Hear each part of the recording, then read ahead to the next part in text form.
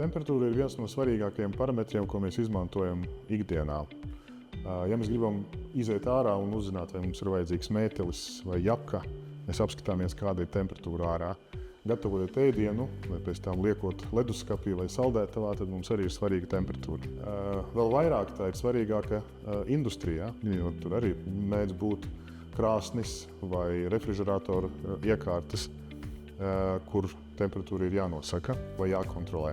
Tas, ko izmanto visbiežāk temperatūras mērīšanai, ir elektriskie mērījumi, piemēram, termopāris vai termopretestība, kur elektriskais signāls atkarībā no temperatūras izmainās. Taču dažreiz ir tādas situācijas, kur šis elektriskais signāls nevar tikt izmērīts, tāpēc, ka apkārt ir spēcīgs elektriskais lauks vai magnētiskais lauks, kas rada trokšņus, un signāls nav izmērams. Un tad ir jāizmanto kāda cita parādība, kas ar elektromagnētiskiem trokšņiem nemiedarbojas, vai šie trokšņi to neietekmē, un tā ir gaisma. Mūsu laboratorijā mēs esam pētījuši materiālus un esam izvēlējušies virkni tādu materiālu, kuriem optiskās īpašības ir spēcīgi atkarīgas no temperatūras. Un konkrēti runājot, optiskais parametrs luminescence, luminescences spektrs vai dzišanas kinētika.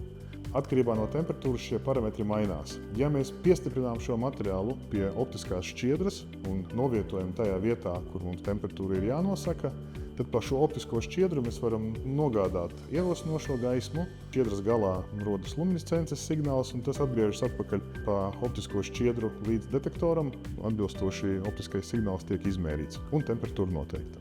Interese par šādiem materiāliem varētu būt industrijas pārstāvjiem no Latvijas un arī no ārzemēm.